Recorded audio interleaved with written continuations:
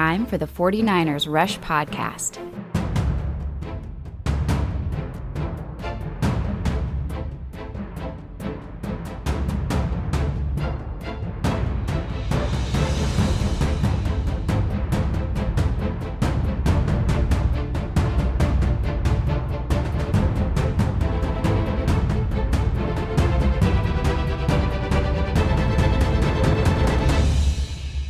Here's your host, John Chapman.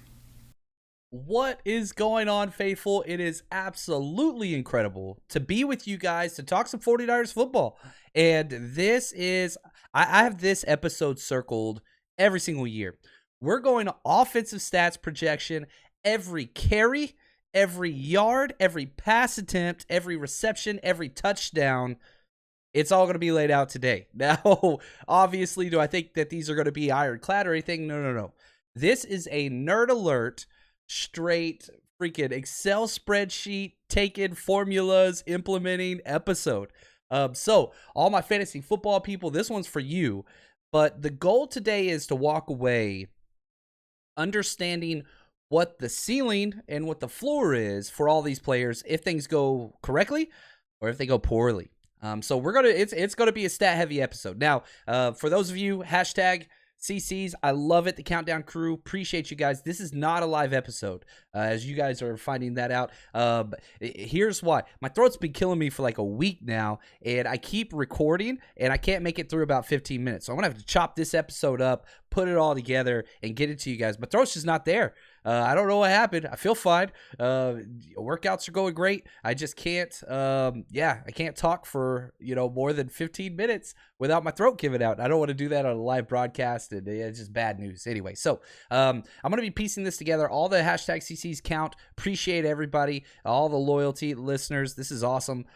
So close to football season. We're so close. Now, I do have a little bit of news, which people that follow me on Twitter, Patreon supporters, you guys already found out the news. Nothing that I plan to do. I'm a former football coach here. Had to get away from coaching. I haven't coached in 7 years. Just family with the boys and, the adoption, all those things. It was just too much. Home life needed me home. Well, unexpectedly, my oldest son now, Joseph, who's amazing, he's a senior in high school. We're in Pasadena, and unexpectedly, his head coach quit last minute. Wasn't a position I applied for. Wasn't a position really anything. I had a chance to reach out to the principal and have a conversation, and now I'm the new head football coach for my son's high school, which is awesome. And I am very, very excited. My son's excited. We'll see once I start yelling at him in front of his peers. We'll have to see how that goes. But anyway, I am now a head football coach again, which is great news. Very, very excited about that. I love coaching. A lot of my best memories growing up were, my coaches were my father figures. That's just the way I was raised. A lot of the respect and work ethic, all those things came from football coaches. So being able to instill that, my son's last year in high school is going to be pretty awesome. But good news, bad news. Yeah, I'm working 3 full-time jobs now. Still teaching, still coaching, still doing the 49ers Rush podcast. This isn't going anywhere, though. I'm going to be a workaholic, and it's just what it's going to be. Basically, what it means is this. All the Patreon video breakdowns, all those, that's continuing without a hitch. The one thing that I might have to scale down some, and just going to have to be flexible, probably won't be able to do 4 live podcasts a week throughout the entire season. We'll see. I think worst case scenario is 2. We will definitely be going live after every single game, whether we're there with the 49ers Rush road trip or, I am back at home, just going live and just sharing our thoughts on the game and going through that. That's going to be taking place. But, we'll have to see. So, it wasn't what I wanted really or expected. It just sometimes things come up. And I'm very, very thankful to be in that position and glad that, I have that coaching background that I could fall back on and be able to step in and help the community in the time of need. That's the goal. So Coach Chapman, I get it. I missed being called that, if I'm going to be frank with you. That was kind of like turned into a little bit of my identity. And so that disappeared and that hurt. But I'm very, very glad it's coming back. All right, let's get to what's important today. Let's talk some offense, man. Let's jump in there.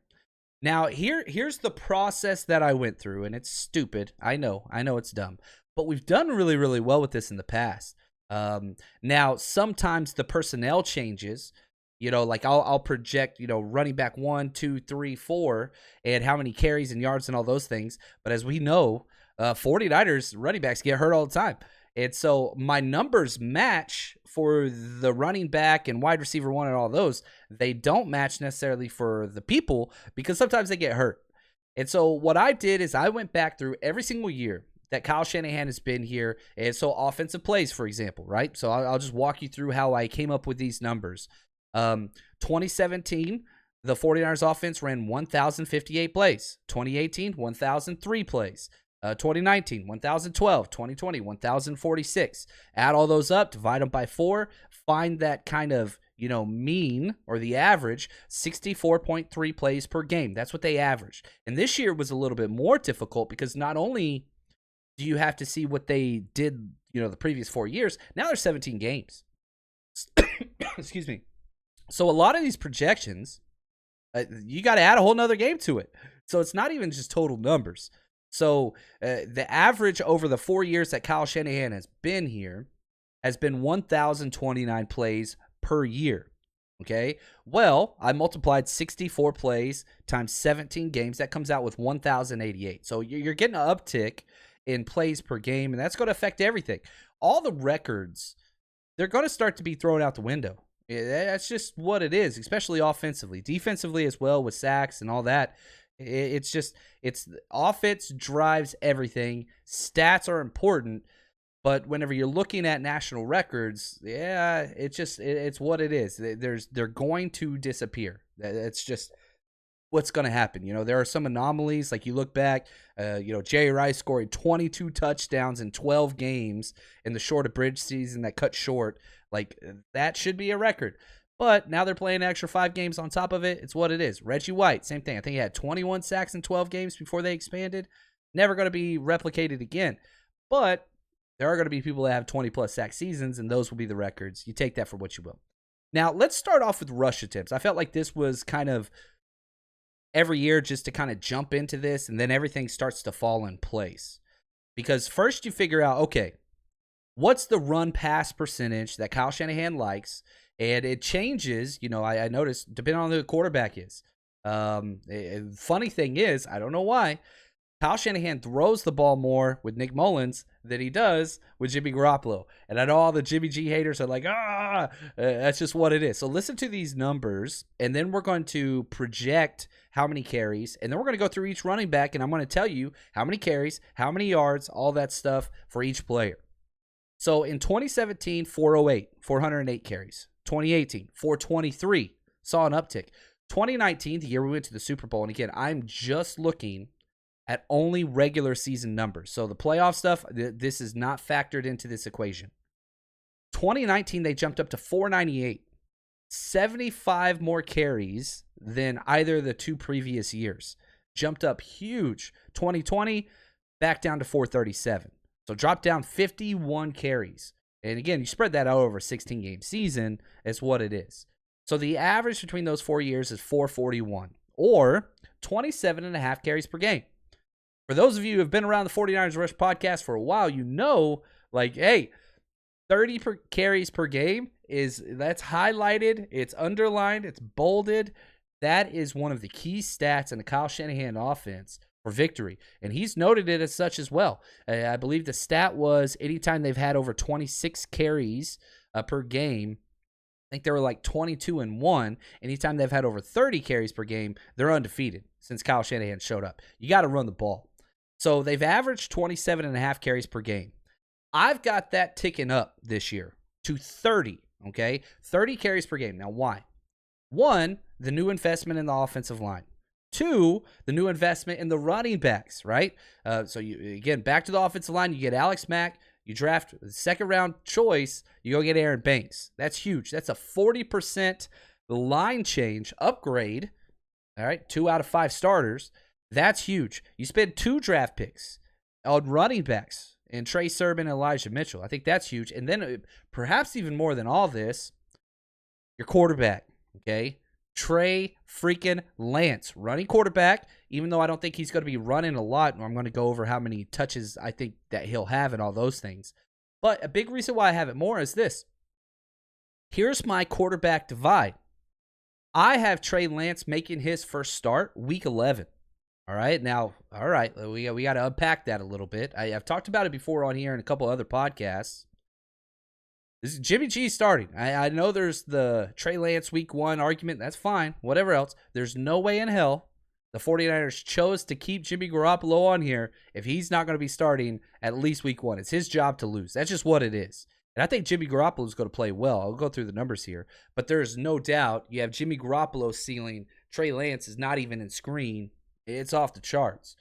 And so you allow Trey Lance to get his feet wet, and just wait and learn and go through all those things. But week 11, and you've got back-to-back road games versus some very, very easy schedules, or very easy teams. Jacksonville.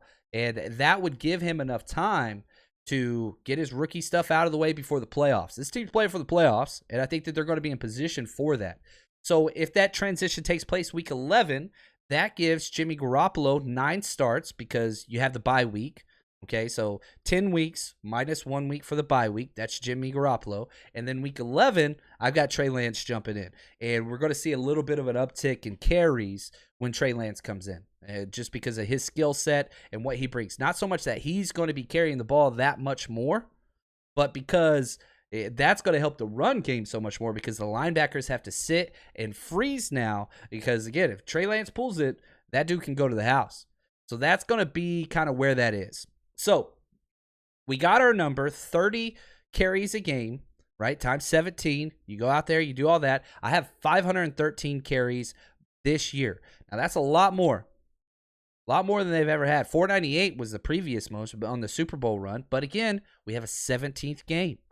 And so you put that up there, and again, where would this rank the 49ers in the game? Because you got to kind of check yourself. You go through, and I explain why I'm using these numbers. That's the whole goal. And feel free to disagree with me and throw that in the comments. Like, man, I think you went too far here. Man, I think it's going to be more this way, all those things. But it's kind of nice because, all right, I get this number, 513. That's 30 rush attempts per game. Let's look at the NFL last year. Let's check it. Like, is that even a feasible number? Well, with 16 games in the 2020 season, it would have ranked the 49ers third. The Titans and the Ravens, they had more rush attempts than that on a 16-game schedule. So you apply that to a 17-game schedule, and hey, yeah, 49ers are going to be amongst the league leaders in rush attempts. It's just what it is. So then what I did, I went back each year, 2017 through 2020. I won't go through each number for each position. And I said, all right, who was the running back 1, meaning who got the most carries? Who was the running back 2? Who was the running back 3? And I charted it every single year. So, for example, 2017, the running back 1 got 240 carries. That was Carlos Hyde. He by far the most in Kyle Shanahan's entire tenure. Running back 2, 105 carries. Running back 3, only 26. And so I did that for every single year. And then I came up with some averages. Okay? And these were the averages that came out. And pay attention to not so much the carries, but the amount of carries per game. I think that's kind of telling. And, real quick, let's just jump back. Injuries play a role in this. There's no doubt about it. But the way in which I attributed these statistical kind of numbers to each player was carries per game, pass attempts per game, receptions per game, targets per game, along those lines. So, yeah, somebody's out, but those numbers still represent and kind of aggregate over the course of a season-long schedule. So, for example, the running back 1, whoever has got the most carries for the 49ers, over a 4-year period has averaged 10.2 rushes per game. That's 164 carries. Running back 2, 7.1 carries per game. Running back 3, 4.6 per game. Now, no, there's a rotation there, but it fixes itself because let's say Jeff Wilson Jr., right? He's out for a long time. I have him playing 7 games this year. That's going to prorate itself out because he's not going to get any carries the first 10 games. But those last 7, he's going to catch up because his workload's going to increase. So the averages work themselves out. So here we go. Let's do this. Now we're into it.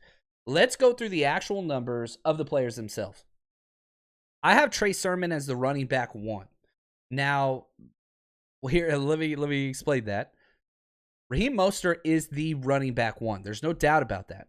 However, he has never been able to kind of bolster the load of a season carries. It's not who he is.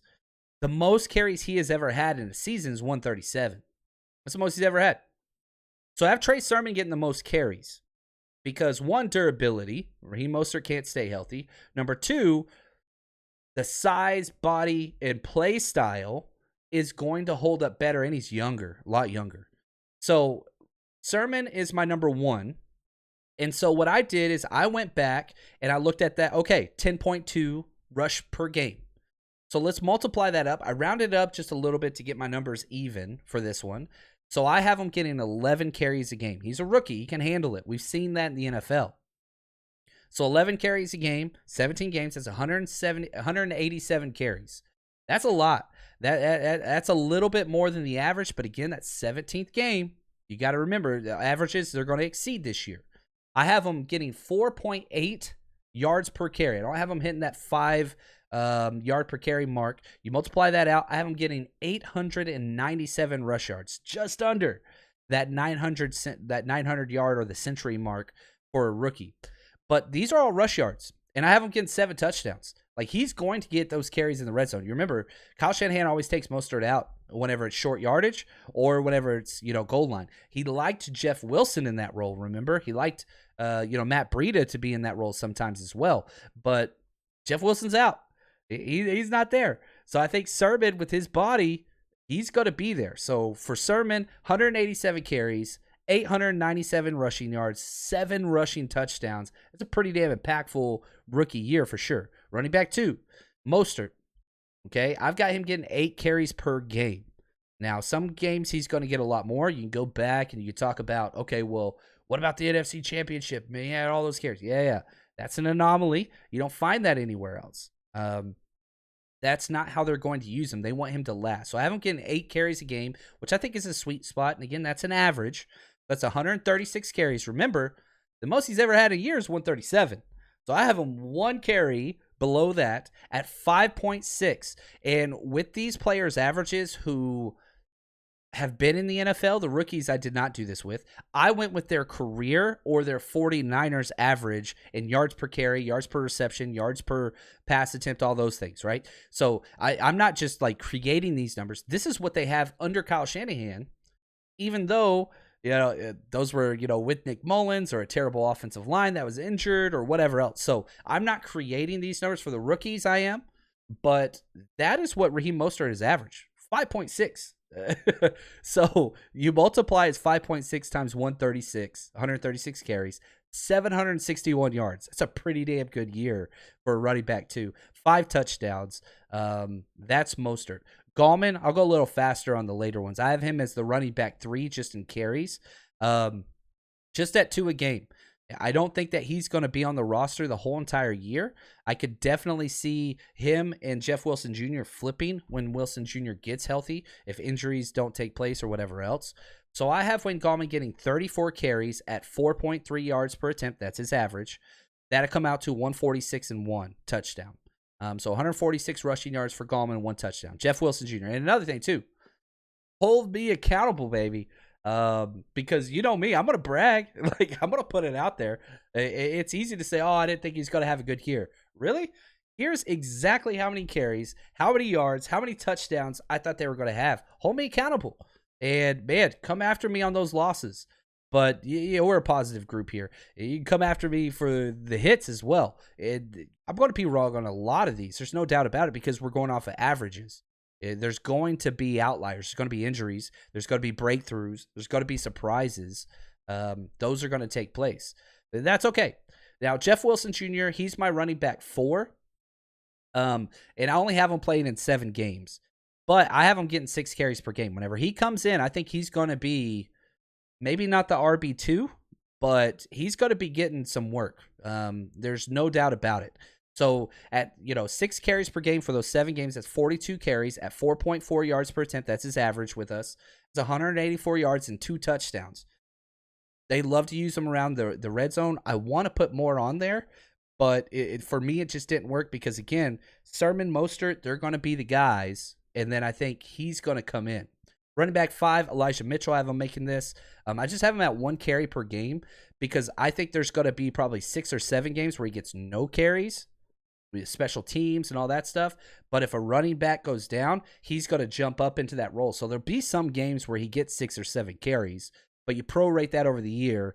I only have him coming out 17 carries at 4.6 yards per carry, 78 yards and a touchdown. His big year is going to be next year. But with the stable of running backs we have ahead of him, he just gets to sit and learn and be a special team stud and a backup guy. Kyle Juszczyk, I've got at 0.7 carries per game. He's only had 1 year with double-digit carries in his entire career, and that came in 2020. That was last year. But he doesn't get a lot of rush attempts, a lot more pass receptions than he does rush attempts. So 0.7, I've got him at 12 carries. At 3.7, that's his average with us, yards per attempt. That's 44 yards and 1 rushing touchdown. So that's what I have him. Now the wide receivers, we got to talk about these guys. Debo, baby, that jet sweep, the end around, all those things. And again, this doesn't allocate for all of those. Those little short shovel passes whenever he goes in front of the quarterback, that isn't it. So I only have him getting 1.5 rush attempt per game. Most carries were his rookie year. He had 14. So I've got an uptick there. I've got him getting 25 rush attempts on the year, which might be a little too much, but man, that's what we need to see. we want to use him in that facet. He's averaged 8.4 yards per rush attempt. So that would come out to 210 rushing yards, is not receiving, and 2 touchdowns. That would be awesome.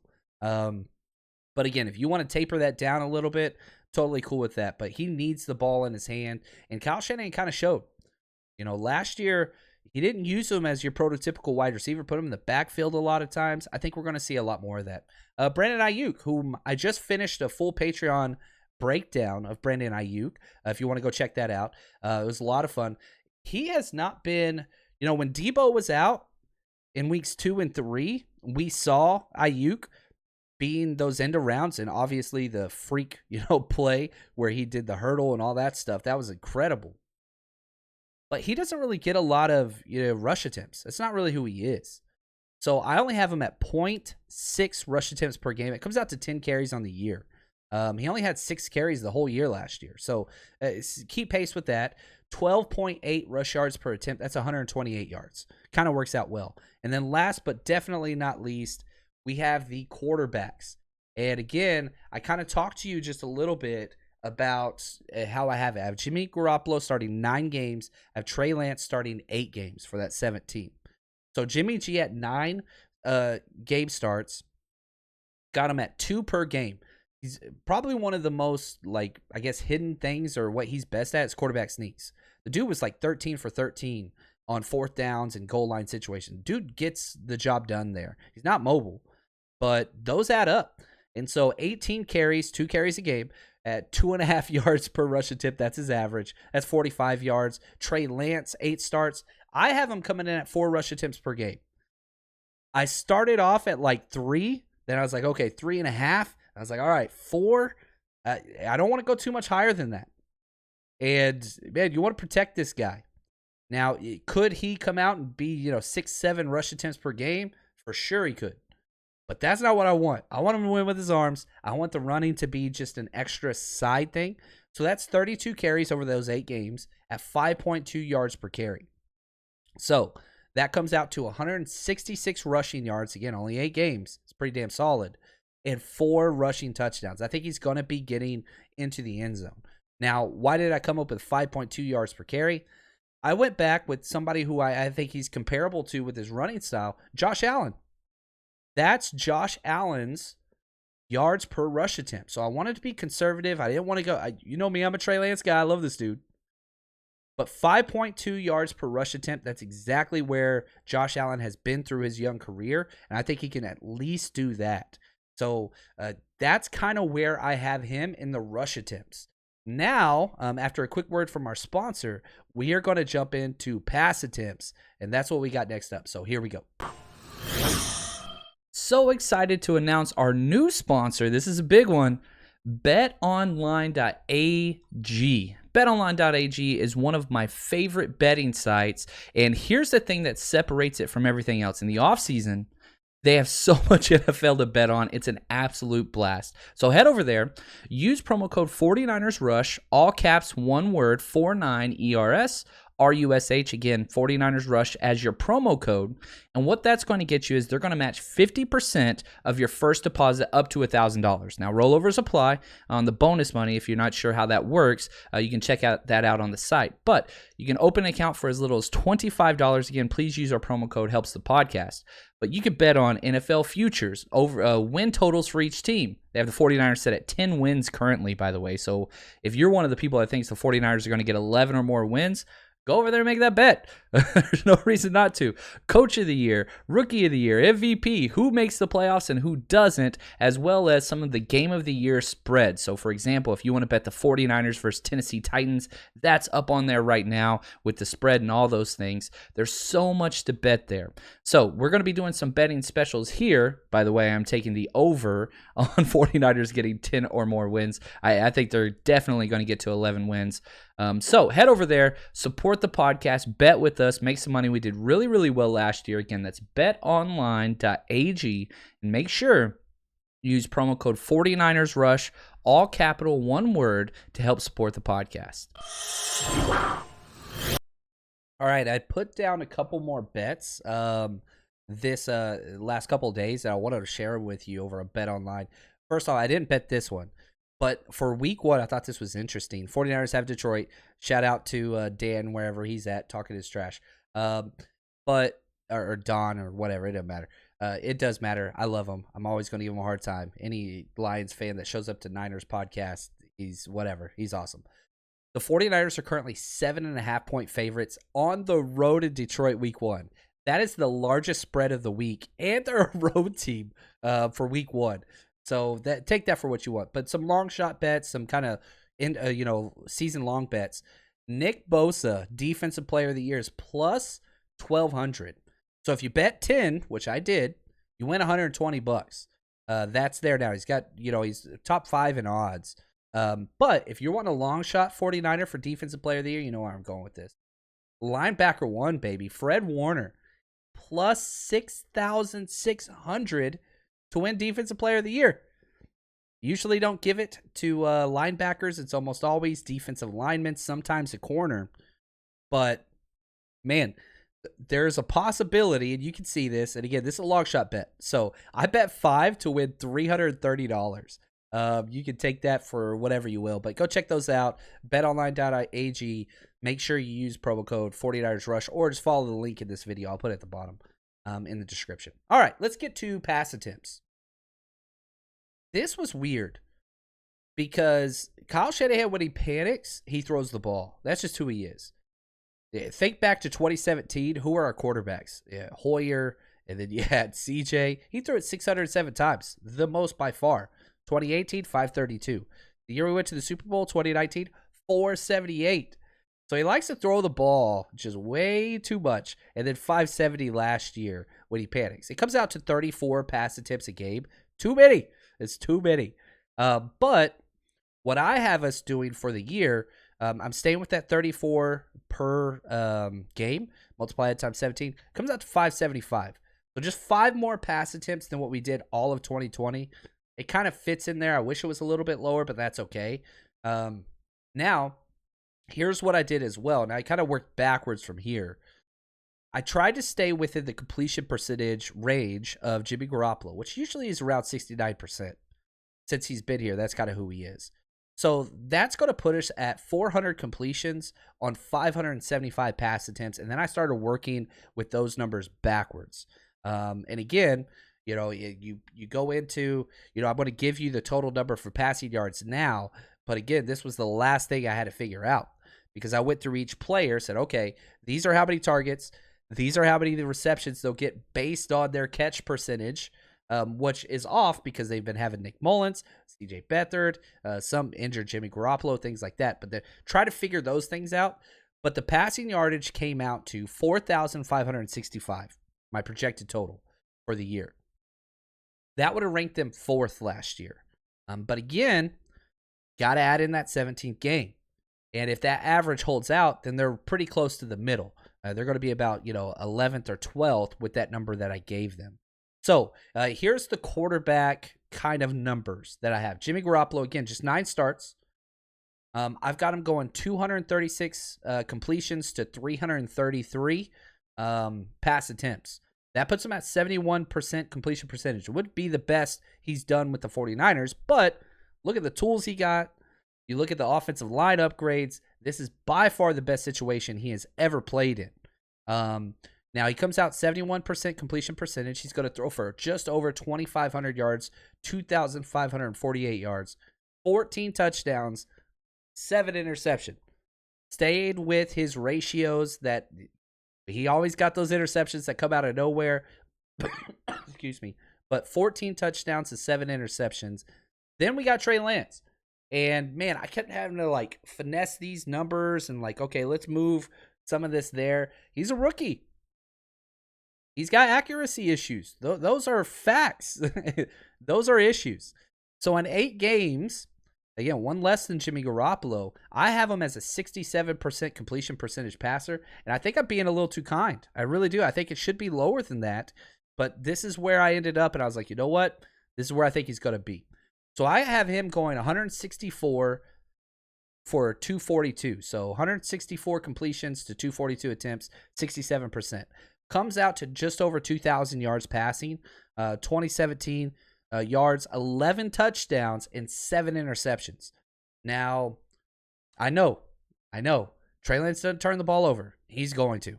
Believe you me. He had 4 turnover-worthy plays if you go back to the season where he was a full starter for North Dakota State. So, turnovers are coming, and I think he's going to, get a lot of those out of the way early.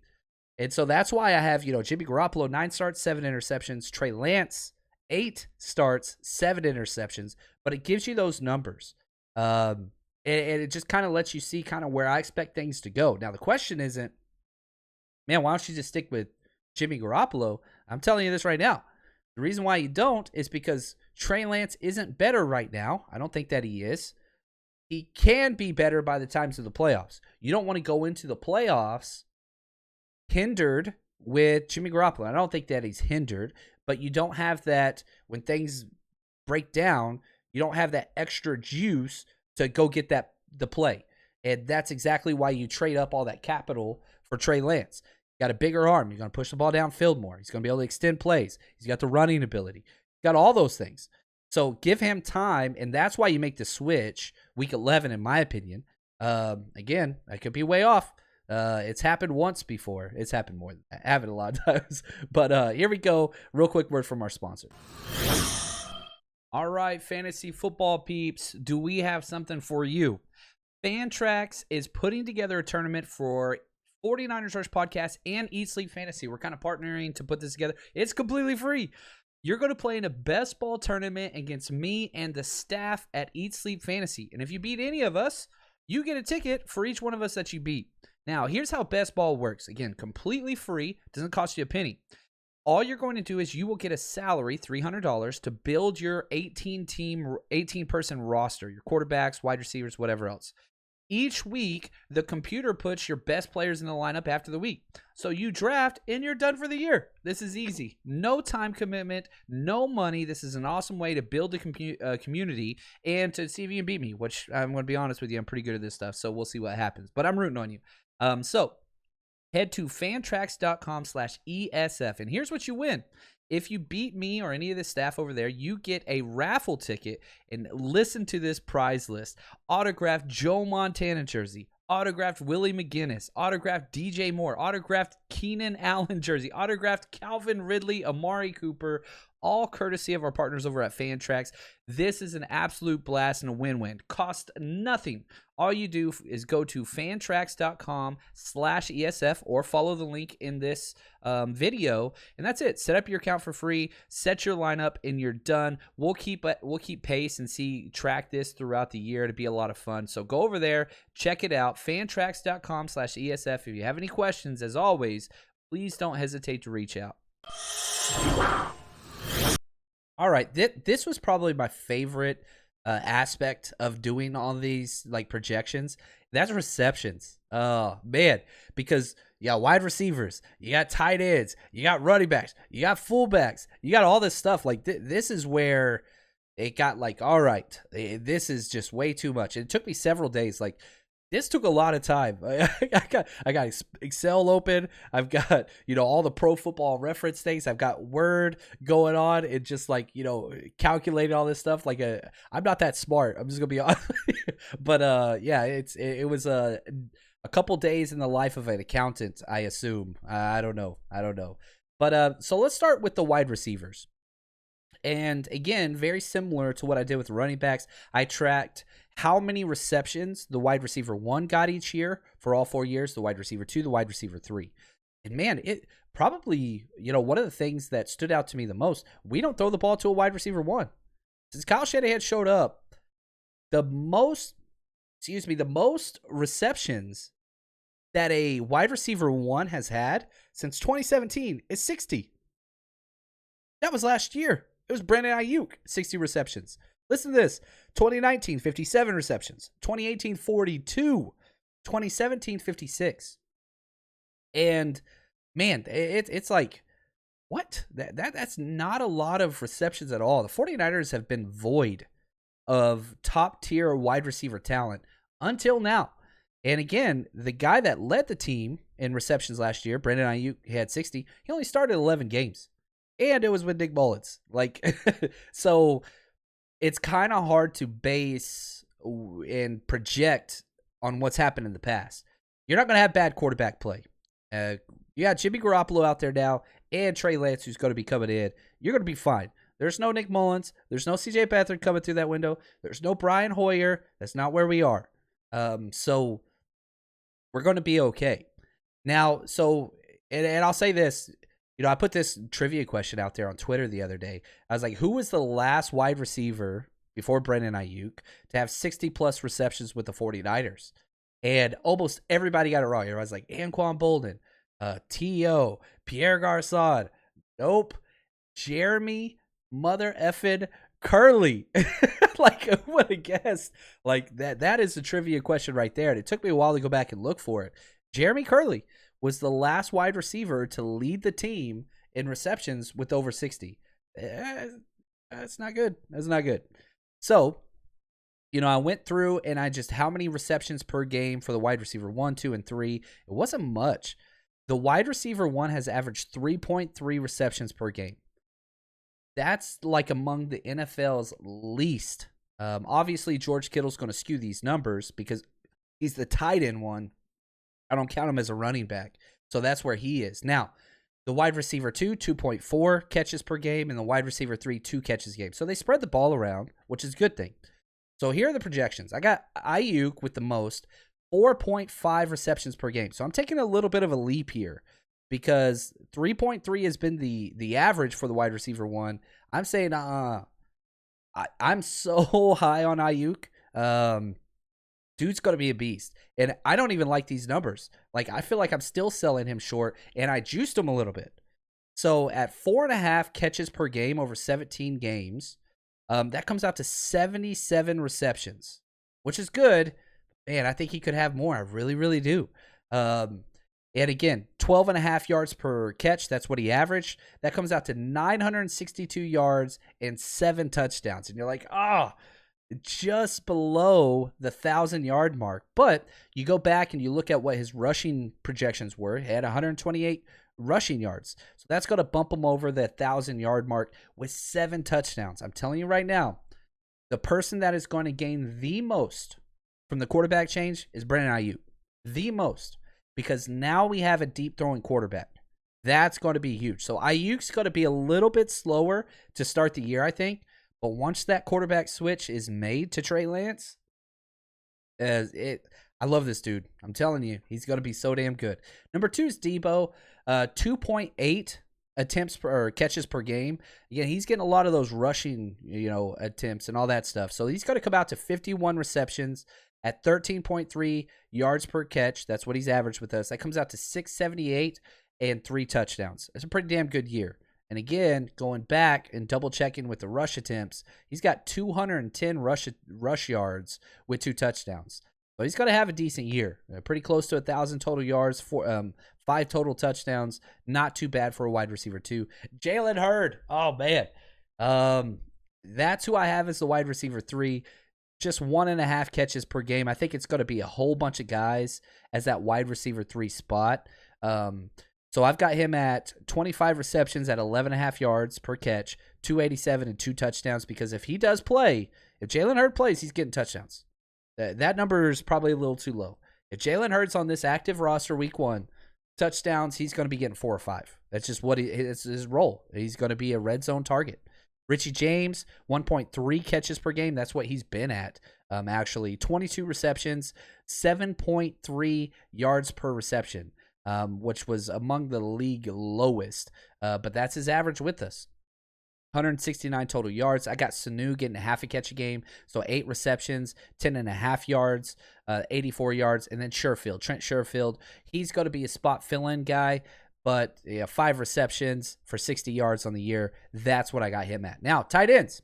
This was a little bit more fun because, again, we've had one wide receiver in 4 years get 60 receptions. Listen to these totals for tight end 1. This is George Kittle every year, by the way.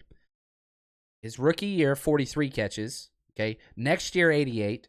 Next year, 85. That's year we went to the Super Bowl. And then 48 last year, and he missed all that time.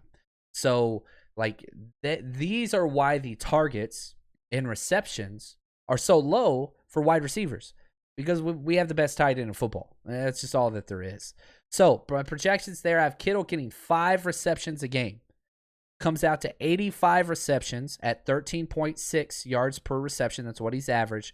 1,156 yards, 6 touchdowns. And those are almost in line completely with the averages when he's healthy. This isn't inflating any numbers. It's almost dumbing them down a little bit. Because, again, 2018 he had 88 catches, broke the record for most yards ever. 2019 he had 85 catches, so I've got him at 85 here again. And there's the 17th game on top of it. But I don't think that you have to force feed him the ball near as much as you used to. Because Ayuk, because Debo, because you got some pass-catching running backs now that you just drafted. So it's going to take away those numbers just a little bit. And I'm not complaining. 1,100 yards receiving for a tight end and 6 touchdowns, that's pretty badass. Especially 85 catches. Dude's going to be a beast. Now, Dwelly, he's my tight end too. I got him at 0.8 receptions per game. That comes out to 14 catches for 135 yards and 1 touchdown. We're going to get Dwelly in the end zone at least once. We know that. Tight end 3, I've got Warner, 0.4 catches per game. Comes out to 7 catches for 84 yards on the year. Those are the tight ends. Now, before I finish this episode up and jump into the running backs, I want to make sure we talk about 49ers Rush Road Trip, man. This is everything. If you're going to the Chicago game, if you're going to the Los Angeles game, you're going to the Philly game, come party with us. We got discount hotels up on the site already, 49ersrushroadtrip.com. And, man, we're going to be partying the night before. I'm buying banners and all kinds of stuff to take pictures in front of. We got all kinds of stuff going on. Head over to 49ersrushroadtrip.com. It's $25 a ticket for the night before party. Okay, and I'm setting up tailgates with a lot of the local chapters that are there. You're going to party with us. So you're going to these cities. You're somebody that travels by yourself, your family, you can't afford everybody to go. Hey, we're going to be your family out of town, baby. We're going to stay together. We're going to party together. We're going to tailgate together. We're going to have a great time and make a lot of awesome memories. So come party with us. I'll be at all the events, all those 3 games anyway. And if these things go as well as they are, we sold a lot of tickets, which is awesome. Hoping next year we're going to be able to bump these numbers up a little bit. And again, yeah, I'm coaching now, but luckily, I got very, very lucky. I have no Saturday games on those weekends. So 49ers Rush Road Trip, still full go. I even talked to my principal about, look, this is where we're at. If I say I'm doing something, I'm doing something. My least, I'm going off here. My least favorite thing about people is if they're flaky. If you flake on a commitment, oh, man, I'm done.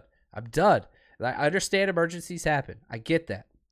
But, man, if all these people are buying tickets to come party with us and I say, sorry, guys, I got a bail, hell no. What kind of person would I be? Man, no, yeah. Anyway, it's full go. Come party with us. 49ersrushroadtrip.com. There we go. So let's look at the running backs, which was difficult. Carlos Hyde, I thought this was crazy. Carlos Hyde led the 49ers in receptions in 2017. He had 53 receptions as a running back, and he is not a receiving back. You remember that one play where he just ran that seam route, and Jimmy G just lobbed it up there perfectly, amazing deep ball right through his hands, and they panned to Kyle Shanahan on the sideline, and he was so pissed, probably as mad as he's ever been. And it was just like, you knew right then, Carlos Hyde ain't coming back. He just didn't fit really what we wanted, just receiving-wise. He didn't have it. Trey Sermon, even though Ohio State, similar build, similar running style, he can catch the ball. He's got good hands. And Elijah Mitchell, even better hands. But anyway, so I went through and, tried to figure all these out and the averages just like I did. This was the hardest one because then you got Kyle Juszczyk in there that you got to throw in as well. So I've got 6 running backs, if you include Kyle Juszczyk, getting these catches. Number 1, I got Trey Sermon getting the most with 2.1 catches per game, which is on par, exact average as the running back 1 has received under Kyle Shanahan, 2.1 catches per game. 35 receptions at 8 yards per reception, 280 yards receiving, 2 touchdowns.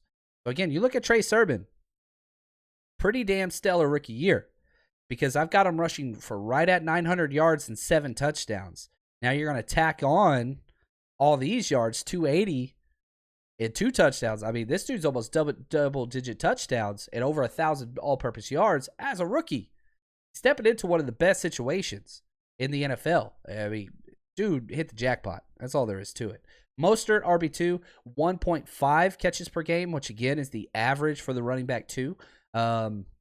Under Kyle Shanahan since 2017. So that comes into 25 receptions, but he's got a 10-yard per reception average, which is bonkers. 250 yards, 1 touchdown. Kyle Juszczyk, 1.5 receptions per game. That brings him to 25 receptions on the year. Very similar to where he is, throughout his career with the 49ers. That's about right. 10.6 yards per reception. Bananas number. But the reason why it's so high is because he runs all those fullback leak wheel routes and gets huge gains. So I've got him 265 yards and 2 touchdowns. I think he's going to get in the end zone on those little flare routes off of play action. Jeff Wilson Jr., even though only 7 games, I have him 0.7 catches. 5 catches for 31 yards and a touchdown. That dude just finds his way. Wayne Gallman, 7 catches on the year for 43 yards. And Elijah Mitchell, 9 catches on the year for 81 yards. And again, if there was one that I was like, man, I want to give him some more, it'd be Elijah Mitchell. I really hope that he finds a way to get into this rotation because the kid's so damn good. We know that they love him, but I felt like the pick was like, hey, this is an insurance policy, and next year he's going to be the guy. So like Elijah Mitchell, it's almost like a redshirt year for him, but he's going to be on the roster. They're not going to waive. He's not getting cut. I can tell you that unless the injury takes place, but we don't want to talk about that. So anyway, that's where we are. We went over how many times the ball is going to be thrown, how many yards, how many passing touchdowns, all those things. So hold me accountable on these numbers, and let's see how it all pans out. But hopefully you guys enjoyed this show. I do have to just let everybody know I'm heading to Vegas for a guys trip that I planned over a year ago during the pandemic. So I'm going to be out of touch for a couple of days. Don't worry about me. Everything's going to be good. And whenever I get back, man, it's almost time. We are so close. We are so close to training camp time, and we're going to be able to talk a lot more 49ers, which is always good news. But I want to say thank you. Appreciate all the positivity. Appreciate the support. You guys are the absolute best. And as always, stay strong, faithful.